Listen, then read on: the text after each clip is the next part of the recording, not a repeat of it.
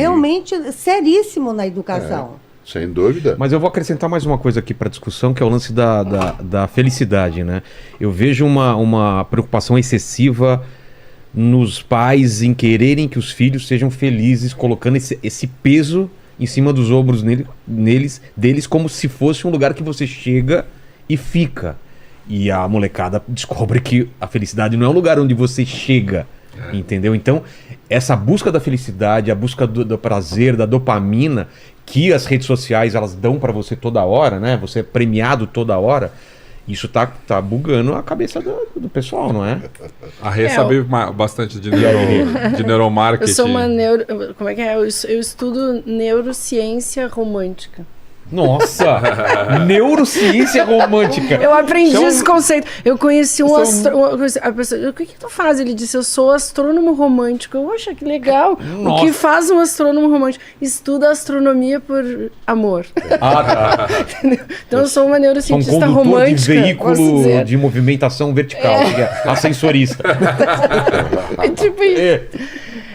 Na verdade, eu sou um pouco otimista com relação, mais otimista que a tua mãe, em relação a essa geração. Eu acho que o que a gente tem nessa nova geração, que é a geração do meu filho, que vai fazer 18, a gente tem uma discrepância. Essa que é a questão. Então tem muita gente acima da média, tem mais gente acima, mais jovens acima da média do que talvez a gente tivesse na minha geração, né, na geração do Pedro, e tem muita gente na média e tem muita gente abaixo da média. Que não tinha tanto que não também tinha, assim. Exatamente. Era então, muita gente na média e poucos se destacavam, mas também poucos ficavam abaixo. Exatamente. Então é isso que eu vejo, o gráfico que eu vejo. Por exemplo, o Vicenzo ele não tem essa questão da felicidade, que é o meu filho, meu modelo, e os jovens ali que ele vive, porque ele leu Nietzsche muito cedo, né? Inclusive ele deixou a escola porque a professora falou, isso não é pra tua idade. E ele estava, então, nesse... E não é. E não era, não é mas cada um tem a sua, né, o seu... Precisa muita cautela ao ensinar Nietzsche para um adolescente. Eu não ensinei, porque eu nem li, professor. Quem leu foi ele, entendeu? É perigoso, Nietzsche? Não é, porque como ele coloca questões que são muito fundas em relação ao sentido da vida, à razão de existir, o adolescente é uma pessoa que está grávida de si mesma. Né? Ela vai dar luz a ela. E tal como gravidez, ela tem distúrbio hormonal, oscilação de equilíbrio afetivo. Ela tem algo que é o momento como o eterno. Muita fome também. Isso. Fome. Por exemplo, a ideia de que tudo é definitivo é muito marcante na adolescência, na transição. Uma espinha na ponta do nariz é sinal de desespero. Total. Um cabelo que você acha que ele não é adequado aos 15 anos de idade te leva a não querer ir para a escola. E se você diz assim, nunca mais eu vou, então essa ideia da definitividade, né, ela acaba sendo, né, muito expressiva dentro disso. E o Nietzsche, ao contrário, é delicioso. Né? Eu não só estudei, como ensinei Nietzsche muitos anos, mas não para adolescente. É uma questão de adequação, não é de proibição. Né? Tal como a gente tem outras obras que a gente não vai lidar com alguém fora da faixa etária, porque ela ficará usando aí dissintônica, né, inadequada em relação àquilo. E ele gostou do Nietzsche, né? Então, eu acho que foi um momento pré-adolescente, ele não era nem adolescente, ele ainda não estava assim numa explosão hormonal, mas ele viu que existia alguma coisa, né, mais aprofundada. Eu acho que essa é a questão. Mas a dopamina, voltando à dopamina das redes sociais, é muito perigoso, porque é o hormônio da nossa aceitação, né? Então a gente vive naquele círculo imaginário, e aquilo nos causa sensações de bem-estar quando a gente ganha likes, quando a gente tem compartilhamento, e isso para adolescente sim é muito perigoso. É a aprovação, né? E o problema é que pode virar a vida dele, é isso. O problema que afeta adolescentes e adultos também, eu conheço muitos adultos que ficam infelizes a partir das redes sociais, é a constante comparação com os outros. E com uma vida editada dos outros. Com uma vida editada não uma dos vida outros. real. Exato. Olha, ninguém leva para o Instagram um momento ruim, um momento de depressão, um momento em que você está em dúvida da sua vida, assim, né? O tédio, ele tem origem no excesso de dopamina, né? E o nosso mundo é dopaminado, o nosso mundo é açucarado, o nosso mundo é cheio de emoções que a gente está viciado em manter a dopamina num estado alto. Então, tudo que não se parece com isso aqui, me parece parece entediante. E para adolescente isso é muito mais perigoso. E dentro do seu ciclo social, você fica sabendo de informações que você não saberia se não fosse a rede social. Você não sabe que seu vizinho almoçou naquele baita restaurante, você não sabe onde o cunhado passou as férias. Você sabia se o seu amigo foi para os Estados Unidos, se não foi, você ia encontrar com ele de vez em quando. Exato. Hoje você sabe na hora. Na hora, e aí você fica pensando, por que eu também não fui nesse restaurante? Por que eu não tenho esse carro? Por que eu não tenho esse apartamento? Por que eu não fui passar as férias nesse lugar? O efeito do Instagram do turismo mundial estragou vários lugares, assim, que eram sensacionais de visitar.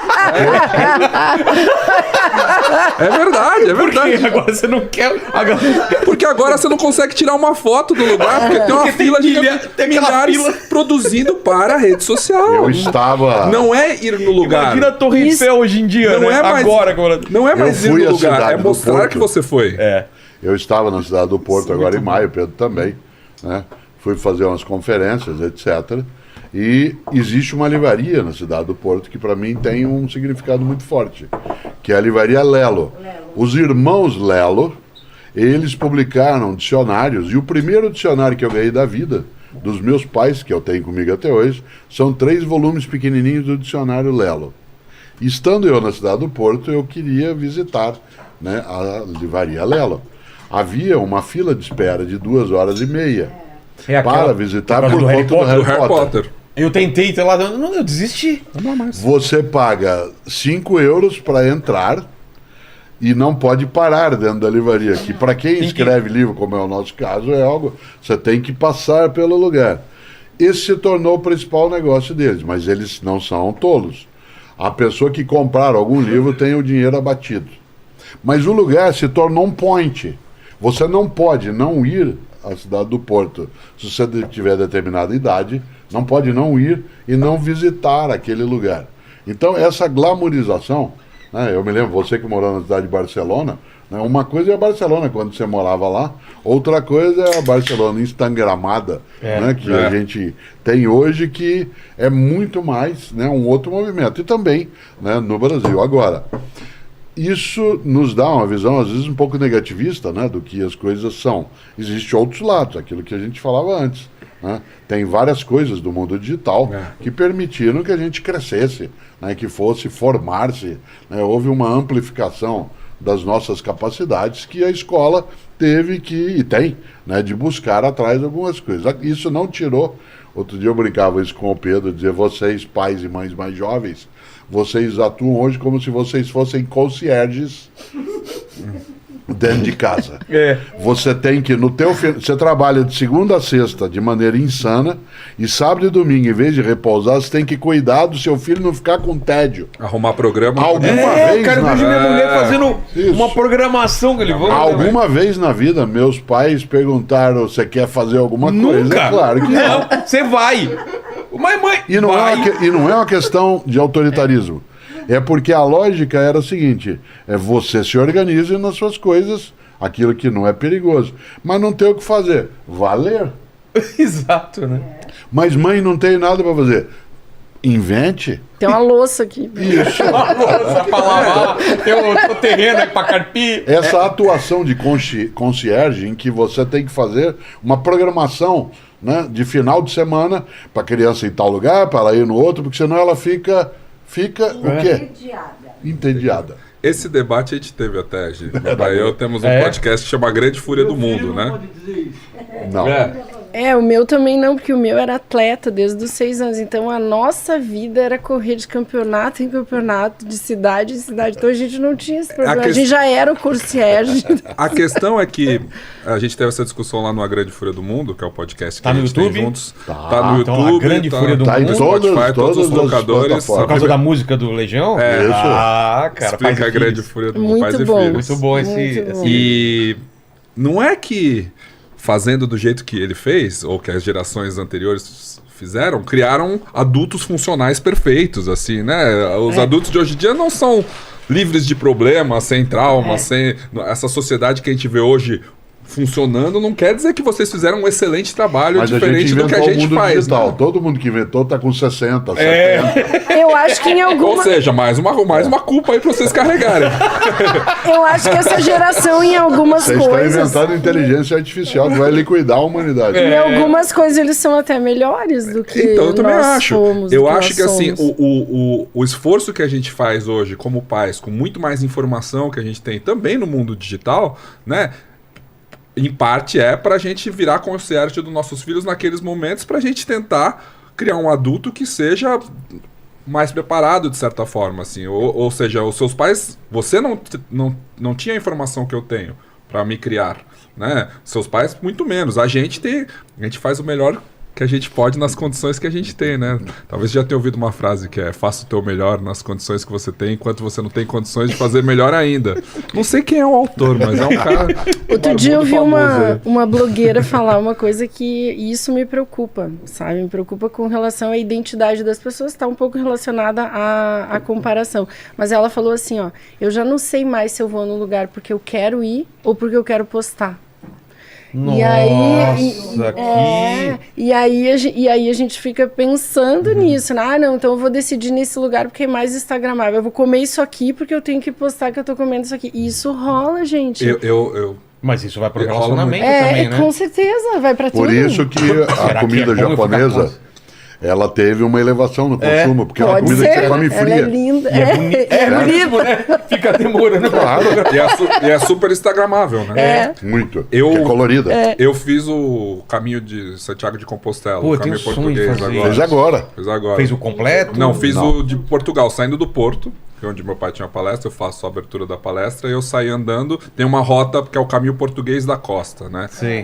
Fiz em 11 dias, 280 quilômetros. E fiz com uma ideia de compartilhar. É parte do meu trabalho, assim, a gente tem essa desculpa, né? É o nosso trabalho, né? Postar. Eu vivo hoje do digital, assim, a gente falou das várias partes ruins do mundo digital, eu sou um otimista. Até minha mulher eu conheci no Tinder. É mesmo? Então eu gosto muito do E mundo persistiu. digital. E ainda é minha mulher, né? Mas eu postei muito, né? Eu compartilhei do caminho, assim... Tive meus momentos de inflexão, tive meus momentos de reflexão, assim, sozinho, comigo mesmo, andando, só que também ali, 30 minutos do meu dia é dedicado a produzir para as redes sociais. Fiz vídeo pro YouTube, fiz várias coisas, e aí veio nas redes sociais... Pergunte ao peregrino.